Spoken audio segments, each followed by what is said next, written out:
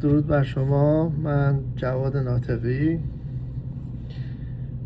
اهل استان مازندران، شهرستان بابل، در سال 2023 یعنی 3 سال پیش به همراه خانومم و 2 دخترم مهاجرت کردیم به کانادا. در 1 سال اول رفتم دنبال آموزش کار گرومینگ و الان تقریبا 1 سال و نیمه برند لاکچری پت اسپا رو بیزنسش رو افتتاح کردم و مشغولم. در ایران فروشنده مجاز اسلحه مهمات بودم. این شغل پدری و پدر بزرگی من بود و در کنارش یه مجموعه پوینتر شکاری، پوینترهای وارداتی، همه اصیل، و کار بریدری هم انجام میدادم به مدت تقریبا 10 سال به صورت حرفه‌ای.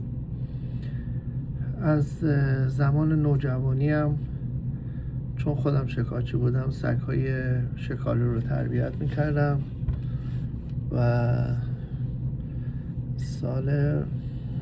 1 سال قبل از اینکه بیام کانادا، یعنی 2022، پیش آقای حمید رکابدار در کرج دوره تخصصی آموزش سگ‌ها و مربیگری رو گذروندم.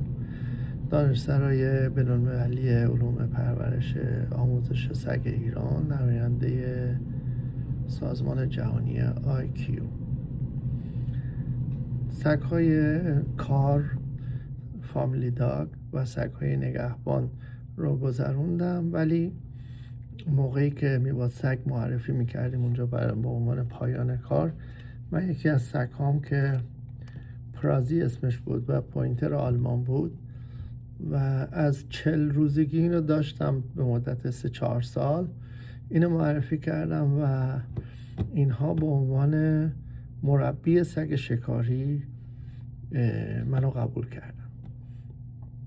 البته وزارت جهاد منوی مربی سگ شکاری رو نداشت، ولی به توصیه مربی خود آقای حمید رکابدار که یه استاد آلمانی بود خواهش کردند که آقای حمید تماس گرفت با وزارت جهاد و این منو رو تعریف کردن به عنوان مربی سگ شکاری و این مربی مدرک رو به عنوان اولین نفر به من دادن. حالا اگه دوستانی خواستن که به عنوان مربی سگ شکاری بشن میتونن به من پیام بدن یا با آقای حمید رکابدار در کرج تماس بگیرن که بتونن این گواهینامه مربیگری رو انجام بدن.